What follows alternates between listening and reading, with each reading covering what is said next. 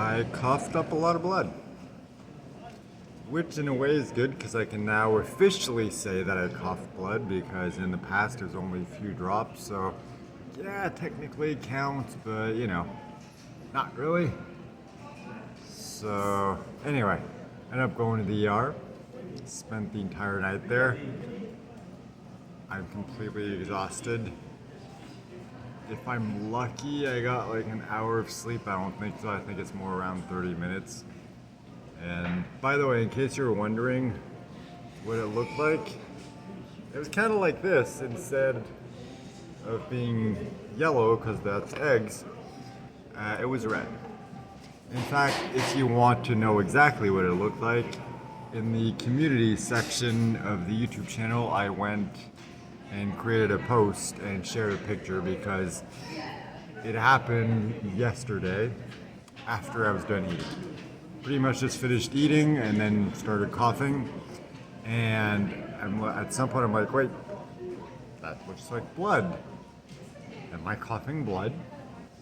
So I kind of cough up what felt like phlegm, but because I saw something that was red, I'm like, okay, maybe it's more than just phlegm. So I spat it out in my plate, and turns out it was blood. And I just kept coughing and spitting and coughing and spitting and coughing and spitting until there was, I don't know, a puddle maybe like this big, something like that. So very decent amount. Like the only way it'd be worse is if I threw up blood, because then that would be much more in terms of quantity. But when it comes to coughing blood, I think that's, pretty much the top level you can reach in terms of quantity when you start coughing blood. I feel like anything beyond that just kind of turns into throwing up blood. So on the plus side, I didn't throw up blood. I just, coughed up a bunch of blood. But definitely not a good sign. Now, the thing is, it stopped after a few minutes, and I was faced with a decision. Do I stay home or go to the emergency room? If it was just up to me, I would have stayed home because I knew that spending the night at the emergency room would suck. It always does. I was right, by the way. It did. But I also knew if I don't go, my wife is going to kill me, and she's going to be very worried because we don't actually know what it is. My assumption was blood vessel in my throat ruptured, coughed up a bunch of blood, and then it eventually stopped bleeding because the blood vessel, sealed itself, coagulated, and everything was fine. But, because of everything, I ended up going to the ER just to make sure. And it took a long time. Like a very long time. Like 10 hours long. So got there around 6:30.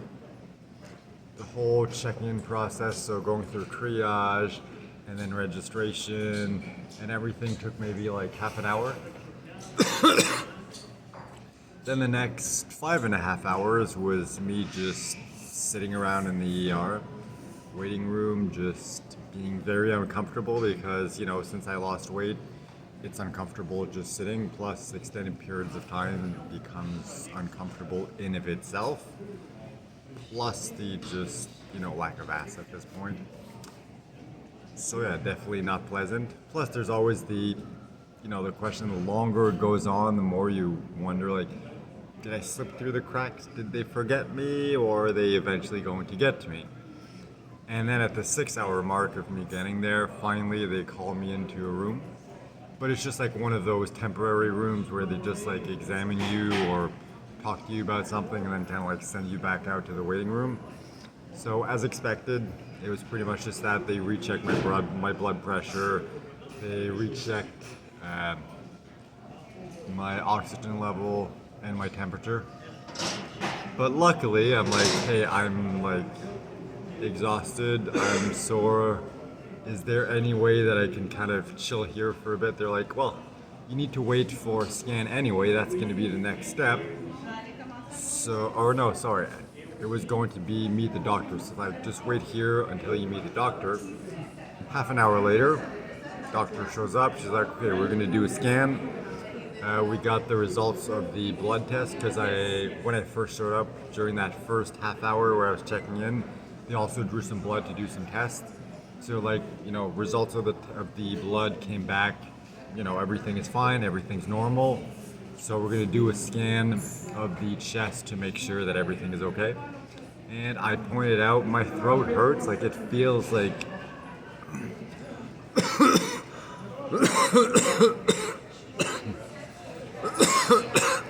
it feels like the blood is coming from my throat, not my lungs. So she's like, okay, we're gonna do a scan of the lungs and of the throat. And I asked, like, can I stay here while I'm waiting? She's like, yeah, sure, not a problem. So I ended up staying in that room about, in total, an hour and a half, which was definitely good because I was able to lie down. I didn't sleep, of course, but I was able to relax a bit and just, lying down on a mattress as opposed to sitting in an uncomfortable chair for hours on end definitely helped my body relax. So at around, I think it was, 2 o'clock, went in for the scan, and it was the first time I got a scan of my throat, and turns out when you get your throat scanned, you're not allowed to swallow for like 5 minutes. And of course, when someone tells you you can't swallow, what you want to do? You want to swallow. I was surprised by how difficult the simple act of not swallowing was. Anyway, survived that. So unfortunately, once I was done with the scan, I couldn't go back to the room and go back to bed. I had to go back to the waiting room and sit around like an idiot for another couple hours. So eventually, the upside of spending so many hours just sitting around a waiting room is you get to do a lot of people watching. And there were a few interesting characters. There's 2 people that were in a lot of pain to the point where they eventually got annoyed and left. And I'm like, okay, if you're in a lot of pain, you should stay more than other people. Like, how is your level of pain being higher? How does that justify you leaving out of frustration? I don't understand. It does not seem logical to me. But people will be people. There's also this guy at some point who fell asleep, started snoring super loud to the point where there was like this woman who kept like throwing him like dirty glances, and like it seemed like she took it personally, like he somehow fell asleep and started snoring just for the simple purpose of annoying her. No one else, just her. So she took it very personally, was like swearing under her breath. She did that for like 5 minutes before finally getting so upset that she just got up and left and went to the other waiting room, because there's like 2 separate waiting rooms. And shortly after, 2 more people left for the other waiting room. To me, I'm like, we're still waiting. He's not snoring that loudly. We need to remain awake anyway to hear our name when they call us. What's the big deal? I don't know, I found it weird. But once again, people will be people. And yeah, there was also at some point this like woman who showed up. I'm assuming she broke her hand just from the fact that it was wrapped up. And it seemed painful because she was literally like bawling her eyes out. And there was also another man, I didn't see him. He was like in one of the rooms, but apparently he was in so much pain that he was literally yelling out of pain. So, in comparison, my situation wasn't so bad. Like, yes, coughing up blood is worrisome. It could potentially be serious, which is why I went to get checked out just to be safe. But apparently it's not that much of a priority, and it can always be worse. In fact, it was pretty much the first time I was in the ER, and I didn't feel like crap. Because all the other times I went is because I'm throwing up like crazy, or have intense like diarrhea or like super intense headaches. It's like every other time I'm there, I feel like I'm dying. This time I actually felt relatively good. Like, yeah, my throat hurt a bit. I was uncomfortable sitting down for that long, but aside from that, it really wasn't that bad. So, in a way I was kind of lucky. Could have been much worse. Nonetheless, by the time I finally got the results of the scan, a full 10 hours had passed from the time I showed up to the time I got the results. So I showed up at 6:30 p.m. By the time I got the results, it was 4:30 a.m. And all those 10 hours of waiting just for them to say, well, you know what? No big deal. Whatever it was that caused the blood, something that was already in your lungs, so probably something that was there started bleeding and that's why you coughed up blood. Probably something like, bronchi, something like that. So I'm gonna get the official verdict from my oncologist because I have an appointment with him in a couple hours. But yeah, basically 10 hours just to be told, yeah, it's no big deal, it's all good. I mean, it's still good that I went because it could have been, a blood clot, could have been a pulmonary embolism. Like, there's a few other options that were more serious than, it's no big deal, just a little bleeding, it'll be okay.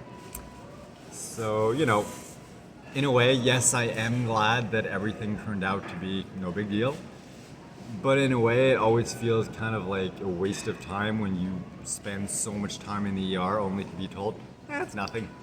Like, in a way, it's like, of course, I don't want things to be bad, but it's like, at least if it was, I didn't waste my time. I went for a good reason. And now it just feels like I wasted my time, didn't sleep a wink all night. Once I was done at 4:30, I'm like, hey, I have a blood test in a couple hours and an appointment with my oncologist after that. There's no point in me going home and then coming back. Is there any way I can get a bed here for a couple hours while I'm waiting so I can rest a bit? And they managed to find me a bed, luckily. And I was able to rest. Like I said, I didn't sleep that much. I'm estimating maybe half an hour max if I'm lucky. Definitely no more than that. So I'm still exhausted. So just finished eating breakfast, which is why I had the egg yolks to kind of make a demonstration of what the blood count looked like when I threw it up. And so my blood test, well actually I have 2 blood tests, is scheduled for, I think about 45 minutes from now. So I'm just gonna chill till then, and then an hour after I have my meeting with my oncologist. So, we're gonna discuss everything. Obviously I have a couple of questions for him as usual. And, he'll give me the official results of the scans and everything. But from what I can gather, from what I was being told, no big deal, just something in your lungs that bled, which is why you coughed up blood. So in a way, all's well that ends well, but I'm completely exhausted, especially because yesterday night I did not sleep well, so I'm like, okay, tonight I need to recover because in the morning I have 2 appointments, and of course, don't even get to sleep, spent all the night in the ER, and it just sucked. But part of life. At least it ended up being okay. Could definitely been worse. Because most of the other times when I went to the ER and it's because I was feeling like crap, it's like, one time it's like, oh, well, you have tumors in your head. Like another time it's like, well, okay, you were having adverse reactions to the medication and lowering the dose. So, let's re-increase it and get you home. But it's like, those times felt like I was dying and it's just, it was not pleasant. Like this time, still not pleasant, but at least it's like, hey, best case scenario, nothing to worry about, everything is good. So that was my night. Very uneventful, but at the same time also very eventful. It got to the point where it's like, when you spend all night just waiting and waiting and waiting and you're bored out of your mind, a simple distraction like, oh, they're refilling the vending machines. I'm going to stare at that for 30 minutes to pass the time. That becomes entertainment at that point. Or random people doing weird stuff. So that was my night. Thank you for watching. Hopefully the next video will be more positive. And hopefully by then I'll be more rested because I can definitely use a lot of rest.